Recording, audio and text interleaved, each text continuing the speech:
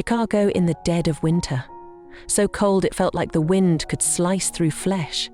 The streets were slick with mist, neon lights from towering buildings casting a hazy glow over the thin layer of snow.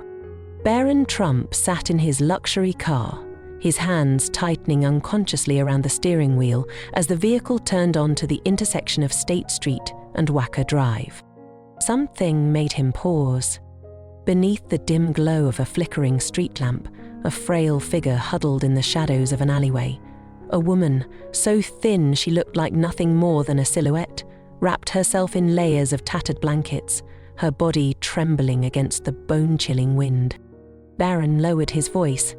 "Stop the car." The driver glanced at him through the rearview mirror but didn't ask questions. With practiced precision, he pulled the car to the curb.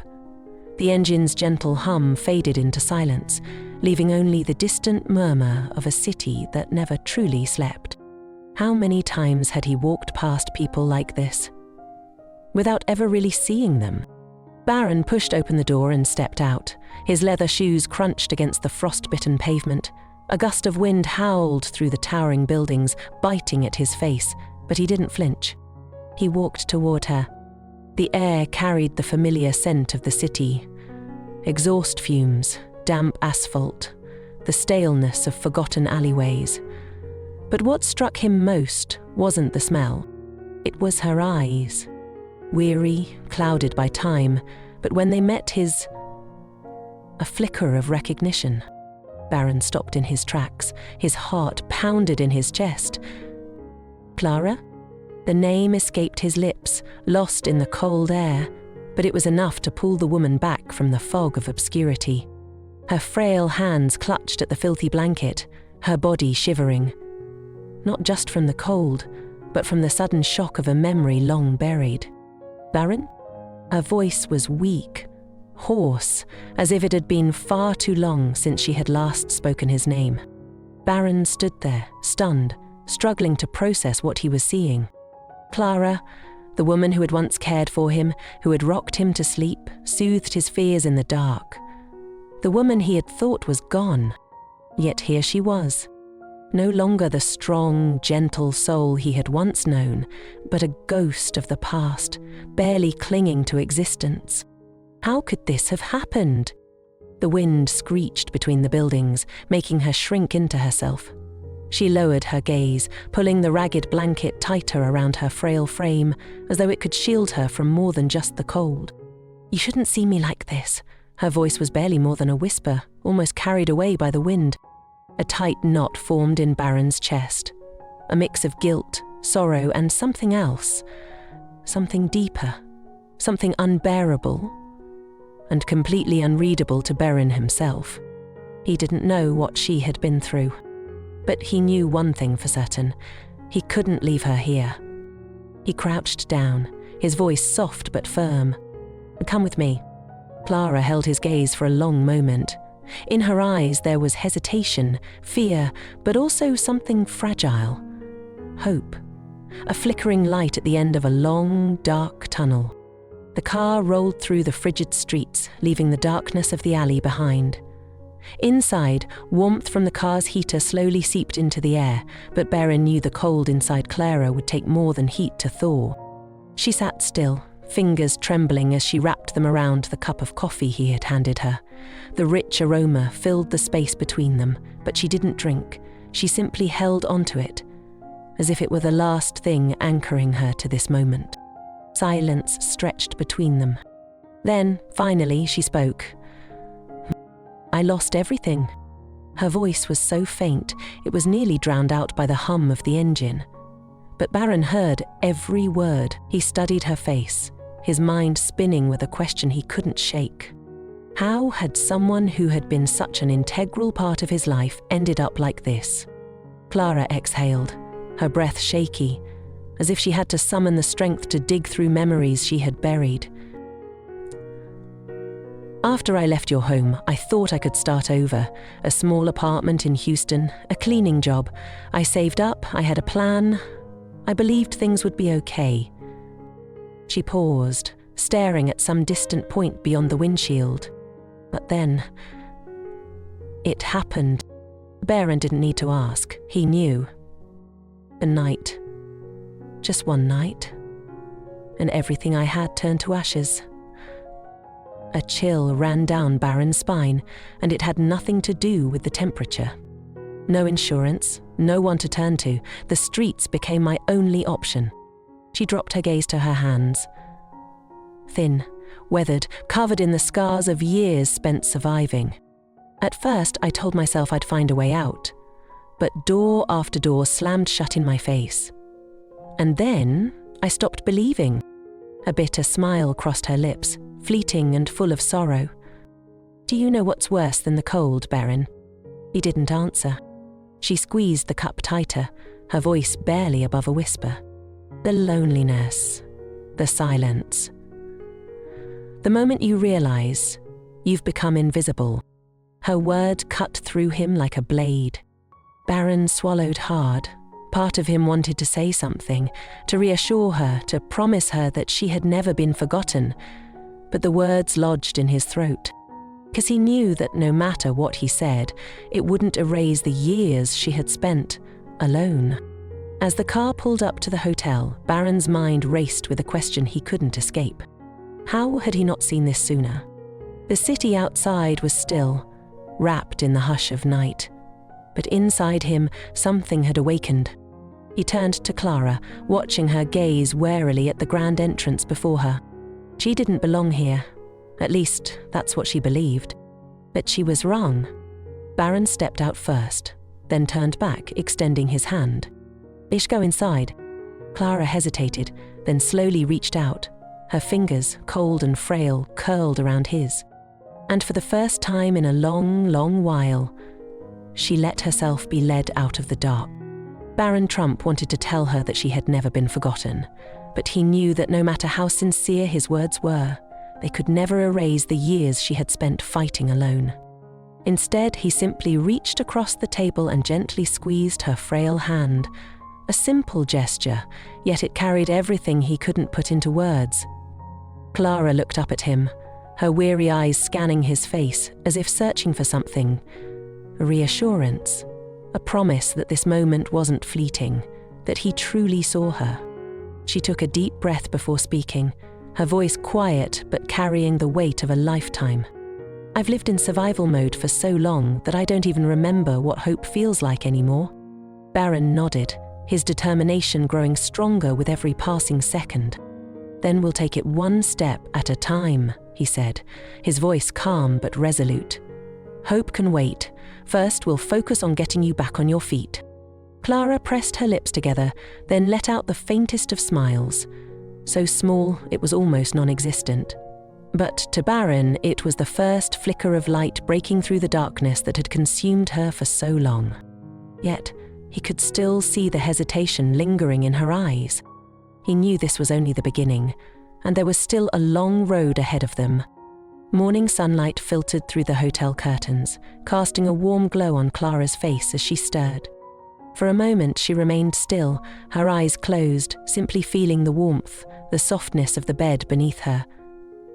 A stark contrast to the unforgiving concrete she had called home for so many years. The difference was so jarring that it almost felt unreal. Barron was already waiting in the small sitting area, a steaming cup of coffee in his hands. When she stepped out, he smiled. "Good morning, Clara." His voice was gentle, free of pity, just genuine warmth. "Today, we take the first steps toward a new beginning." She nodded, but he didn't miss the flicker of doubt in her tired eyes. She had heard promises before. She had seen fleeting looks of sympathy that quickly faded into indifference. But Barron, he seemed different. She wasn't sure yet, but maybe, just maybe, she could trust him again. As they ate breakfast together, Barron asked a question that seemed to catch Clara off guard. "If you could do anything, Clara, what would it be?" She froze. Her fork hovered mid-air before she slowly set it down. For a long moment, she simply looked at him, as if unsure if he was serious. "And no, Barron," she finally said, her voice barely above a whisper, laced with something that almost sounded like embarrassment. "Where you spend every day just trying to survive, Dreaming becomes a luxury you can't afford. Barron sat back, silent. For him, dreams were second nature, but for her, they had become a distant memory. A dull ache settled in his chest. "You used to have dreams though, didn't you?" he asked softly. Clara let out a quiet chuckle, but it wasn't the kind that carried joy. "Of course I did, but dreams don't fill an empty stomach, Barron."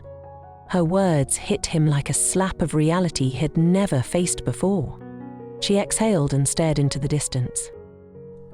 "I thought I could start over, but then..." She trailed off, her voice thick with old pain. "It all happened so fast. One moment I was asleep, the next I woke up to the smell of smoke and the sound of my whole life being destroyed." Her voice trembled, her hands clenched into fists. "For a night, just one night, and everything was gone. My home, my belongings, any sense of stability I had left." Barron could only imagine the fear, the helplessness she must have felt, and the thought alone made his heart clench. He reached out, placing a steady hand over hers. "We can't change the past," he said, "but we can change what happens next." She looked at him, her eyes a strange mix of gratitude and fear. "I just don't want to disappoint you," she whispered. Barron shook his head, this time his voice firm. "You couldn't. The only disappointment would be if I didn't try to help you." His words lingered in the air as they finished their meal, both lost in their own thoughts. Barron thinking about the future he wanted to build for her, and Clara thinking about the past she had tried to forget. One question had haunted Barron since the night he found Clara. How had someone who once meant so much been discarded so easily? As Clara rested in the hotel, he decided it was time to find out. A single phone call to his mother's assistant revealed a truth he hadn't been prepared to hear. "It was just a practical decision," the assistant said coldly. "Your mother didn't feel she needed her anymore." The words hit Barron like a punch to the gut. He gripped his phone tighter, his jaw clenching. But beneath the anger, something else stirred. A deep, gnawing sense of guilt.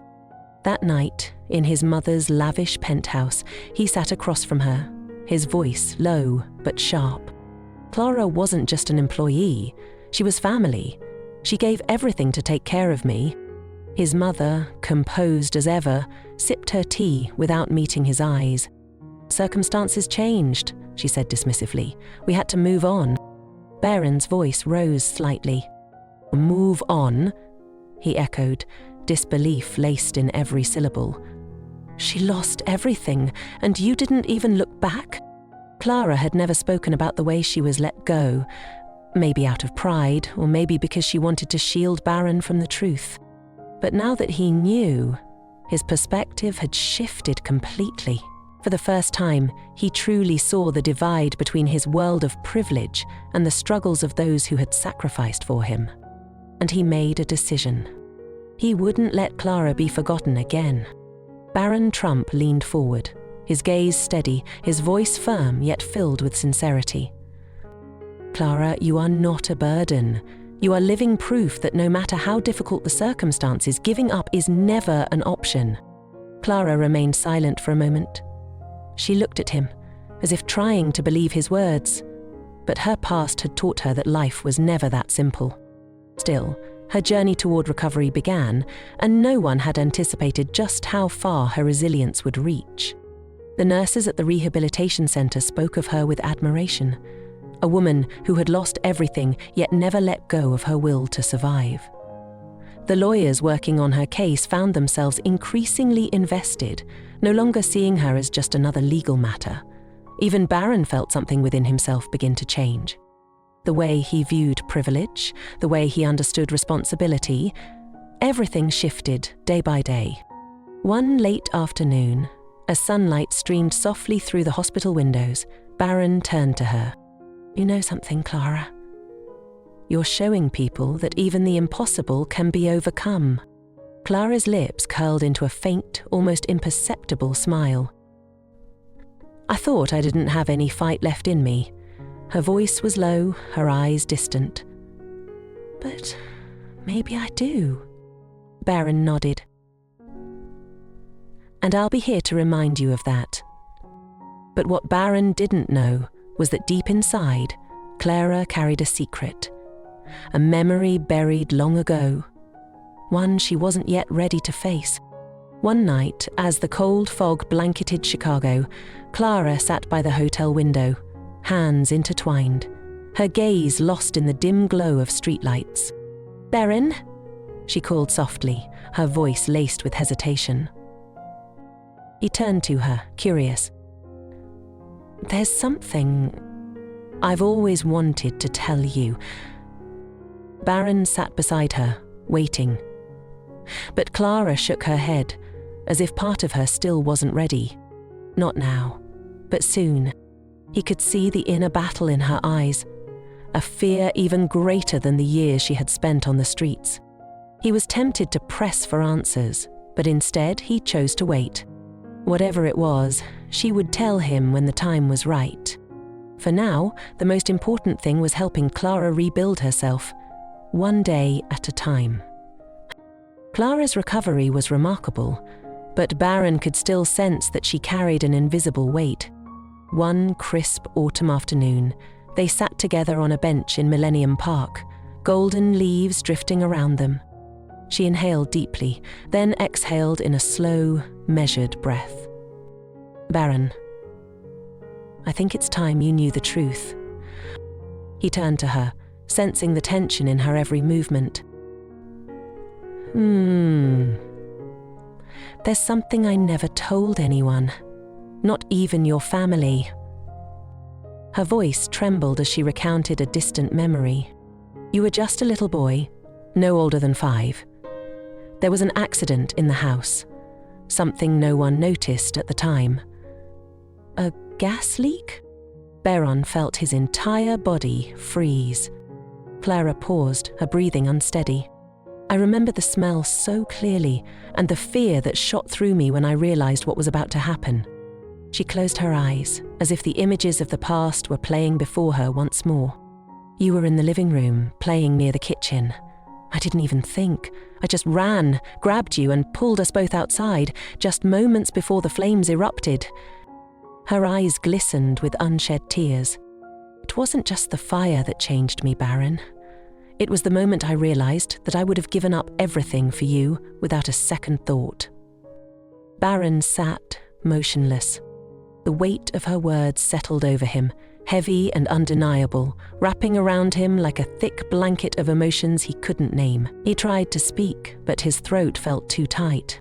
Clara continued, her voice steadier now. "I never wanted you to grow up feeling like you owed me anything. That's why I never told you." She looked down, her voice barely above a whisper. "But I've carried that memory with me every day since." Barron swallowed hard. Finally, he found his voice, deep and raw with emotion. "Clara, you didn't just save my life. You shaped the person I am today." She reached out, gripping his hand, frail but strong in ways no one could deny. "And now, you've saved me, Barron." For the first time, Barron felt something beyond gratitude. Clara deserved more than just his thanks. She deserved a legacy, something that could help others like her. A few weeks later, the grand ballroom of a Chicago hotel buzzed with anticipation. The room was packed with journalists, philanthropists, and advocates. Everyone had gathered for an event that Barron had poured his heart into. And at the center of it all was Clara. She stood beside him, draped in an elegant navy blue dress. When the spotlight found her, she took a deep breath and stepped up to the podium. The room fell into a hushed silence as her voice, strong yet filled with emotion, filled the space. For a long time I thought my story had ended. But today I know that it was only the beginning. She spoke about her journey, about the darkest moments and the small flickers of hope that had kept her going. The streets take everything from you, your home, your health, even your sense of self. But sometimes, all it takes is one act of kindness to remind you of who you are. She paused, scanning the room.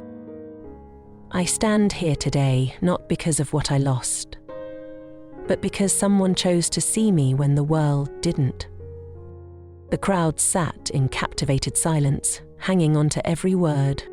And then, in the most pivotal moment of the night, Barron stepped onto the stage and made an announcement that would change lives forever. The launch of Clara's Hope Foundation, an organization dedicated to providing housing, medical care, and new opportunities for those who had been forgotten. As Barron spoke the words, the room erupted in thunderous applause. But amid the cheers and admiration, Clara simply let the tears fall. Tears of relief, of belief, of gratitude. She cleared her throat, gathering herself before speaking once more. This is not just my story. Her voice trembled but remained resolute.